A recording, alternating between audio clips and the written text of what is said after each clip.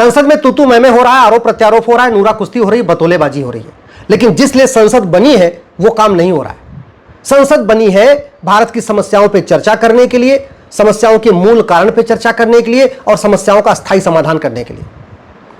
भारत की 90% समस्याएं खत्म हो सकती हैं अगर नियम कानून बदल दिया जाए। अगर पुलिस व्यवस्था बदल दे, न्यायिक व्यवस्था बदल दे, प्रशासनिक व्यवस्था बदल दे, शिक्षा व्यवस्था बदल दे, चुनाव व्यवस्था बदल दे, तो 90% समस्याएं खत्म हो जाएंगी। लेकिन इसके ऊपर संसद में चर्चा नहीं हो रही है। ये जो 1894 का जो लैंड एक्विजिशन एक्ट बना था, अंग्रेजों ने उस समय लाखों एकड़ जमीन चर्चेज मिशनरीज को दे दिया था। 99 ईयर की लीज पूरी हो चुकी है, लेकिन संसद में इस पर चर्चा नहीं हो रही है कि जो जमीन चर्चेज को दिया, मिशनरीज को दिया, स्कूल बनाने के लिए दिया, हॉस्पिटल बनाने के लिए, उनका 99 ईयर का लीज पूरा हो चुका है, उसको सरकार को वापस लेना चाहिए। इस पर संसद में चर्चा नहीं हो रही है। ये फॉरेस्ट एक्ट इतना घटिया है, इसके कारण जंगलों पे कब्जा होता जा रहा है।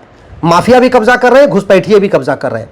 पूरे जंगल के जंगल अवैध कब्जा, उत्तराखंड का जंगल हो, चाहे वो हिमाचल का जंगल हो, चाहे वो छत्तीसगढ़ का जंगल हो या झारखंड का जंगल हो, मिशनरियां भी कब्जा कर रही हैं, घुसपैठिए भी कब्जा कर रहे हैं। फिर भी इस कानून को बदलने के ऊपर संसद में चर्चा नहीं हो रही है।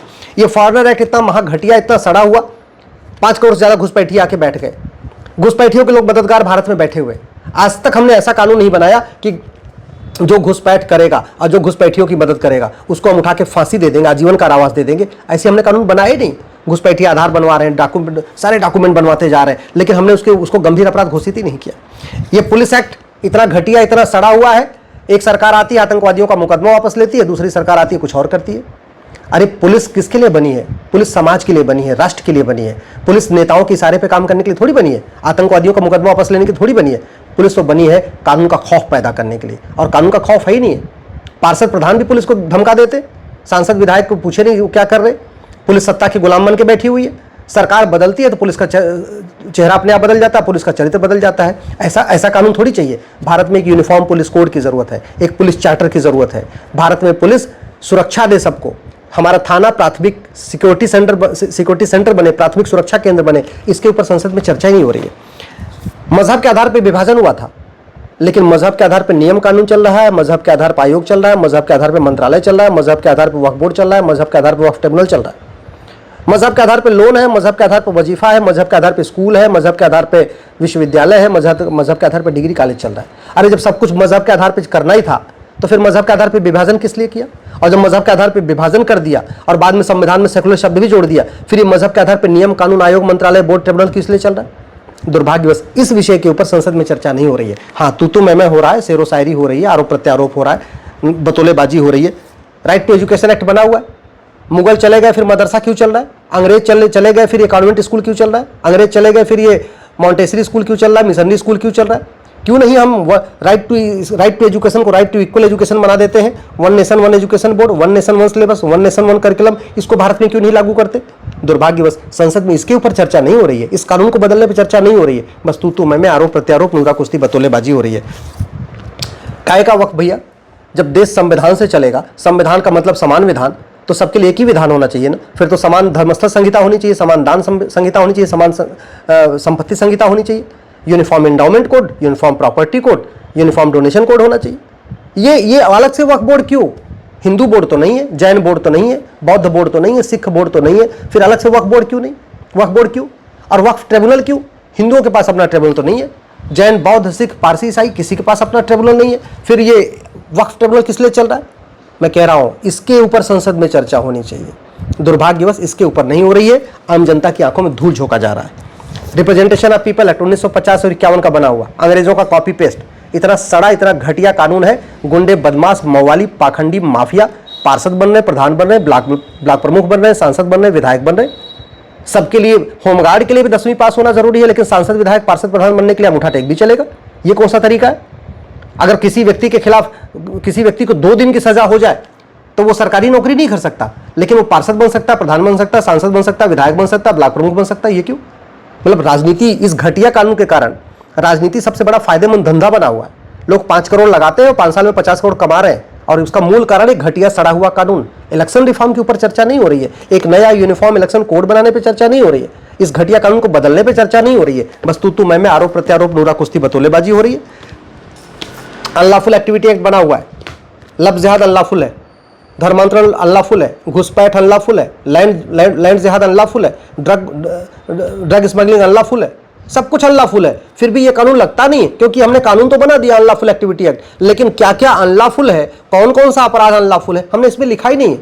तो चाहे लफ्ज़ जिहाद करो, चाहे लैंड जिहाद करो, चाहे धर्मांतरण करो, घुसपैठ करो, घुसपैठियों का कागज बनवाओ, कुछ भी करो, घुसपैठियों को वोटर आईडी में नाम जुड़वा दो, अनलॉफुल एक्टिविटी एक्ट नहीं लगेगा। क्यों? इस कानून में लिखा ही नहीं कि अनलॉफुल क्या क्या है। कानून बना दिया अनलॉफुल एक्टिविटी एक्ट, लेकिन यूएपीए बन गया, लेकिन क्या क्या अनलॉफुल है इसको हमने लिखा ही नहीं है, तो पुलिस उसको लगाती नहीं।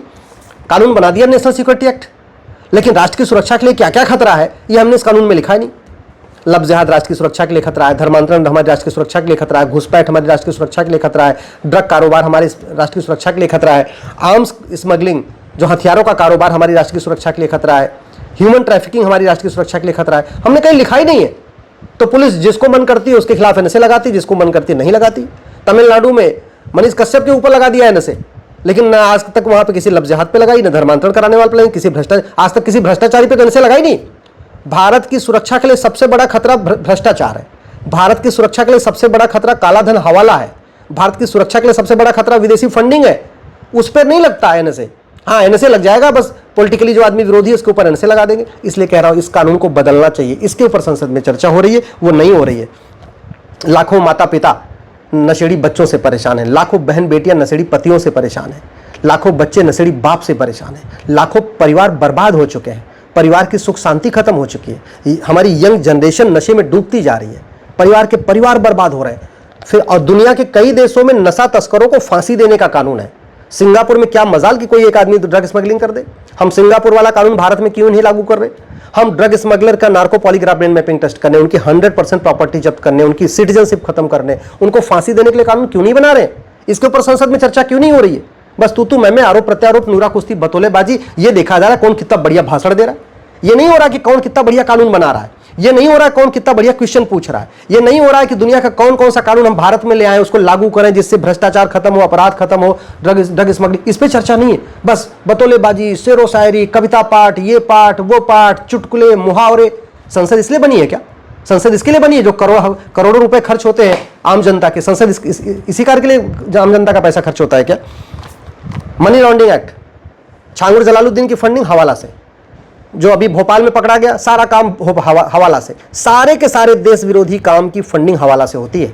जासूसों की फंडिंग हवाला से, घुसपैठियों की फंडिंग हवाला से, धर्मांतरण कराने वाले मिशनियों की फंडिंग हवाला से, जिहादियों की फंडिंग हवाला से, जमातियों की फंडिंग हवाला से। क्यों नहीं हम हवाला को हीनस क्राइम डिक्लेयर कर देते? क्यों नहीं संसद में प्रस्ताव पास करके इस कानून को खत्म करके एक नया कानून बना देते हैं कि भैया हवाला कारोबार देशद्रोह है, गद्दारी है, जघन्य अपराध है, जो पकड़ा जाएगा उसको सीधे 6 महीने के अंदर फांसी दे देंगे। देखिए भारत सुरक्षित हो जाएगा, क्योंकि भारत के लिए जो खतरे हैं उनकी जो भारत के देश विरोधी गतिविधियां उनकी फंडिंग हवाला के जरिए होती है। फिर भी इस कानून बनाने पर चर्चा नहीं हो रही। कानून बन गया ब्लैक मनी एक्ट, लेकिन हमने कभी तुलना करके नहीं देखा कि हमारा वाला ब्लैक मनी एक्ट कैसा है, सिंगापुर वाला कैसा है, जापान वाला कैसा है, जर्मनी वाला कैसा है, अमेरिका वाला कैसा है। कभी हम अपने कानून की तुलना उनसे नहीं करेंगे। अपने हाईवे की तुलना अमेरिका से करेंगे, अपने एक्सप्रेसवे की तुलना अमेरिका से करेंगे, अपने एयरपोर्ट की तुलना उनसे करेंगे, अपने कानून की तुलना नहीं करेंगे। बेनामी लेन देन इतना चल रहा है, प्रॉपर्टी को आधार से लिंक कर दिया जाए, बेनामी लेन देन रुक जाएगा। बेनामी लेन देन रुकेगा, देश सुरक्षित होगा। अभी पाखंडी मवाली माफिया बेनामी पर लेन देन कर रहे हैं, और बेनामी लेन देन करके वो सांसद विधायक बन रहे हैं, पार्टियों का टिकट खरीद रहे हैं, पार्षद बन रहे हैं, प्रधान बन रहे हैं, ब्लॉक प्रमुख बन रहे हैं और मंत्री तक बन जा रहे हैं। क्यों नहीं हम इस घटिया कानून को बदलते? क्यों नहीं प्रॉपर्टी को आधार से लिंक करने पे चर्चा करते?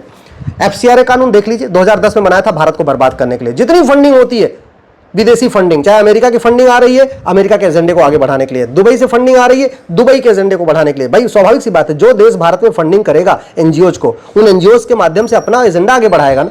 क्यों नहीं एफसीआरए को खत्म कर देते? नहीं चाहिए हमें विदेशी फंडिंग भैया। पहले हमें नहीं मिलती थी फंडिंग तो क्या हम जीते नहीं थे क्या?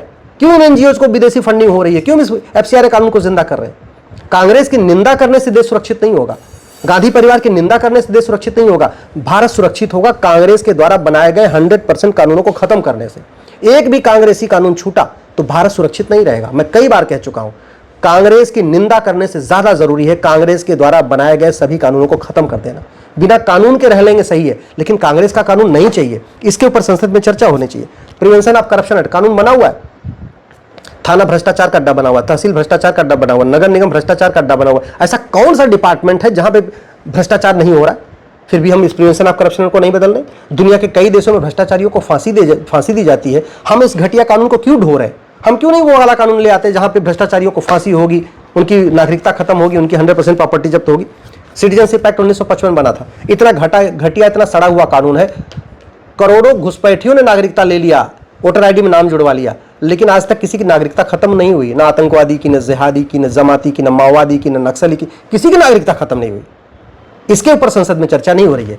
बस तू मैं, आरोप प्रत्यारोप, नूरा कुश्ती, बतौलेबाजी, मतलब ये कुल मिला के फालतू वाले काम हो रहे हैं। जिसलिए संसद बनी है वो काम नहीं हो रहा है। इसलिए मैं आपसे आग्रह कर रहा हूं, जाइए अपने सांसद से मिलिए, सांसद को थोड़ा जगाइए। 2-4 बार सांसद को झकझोरेंगे, उनकी नींद टूटेगी, उनकी जबान खुलना शुरू होगी। अगर उनको सुनाई नहीं पड़ रहा तो सुनाई पड़ना शुरू हो जाएगा और वो भी संसद में बोलना शुरू करेंगे।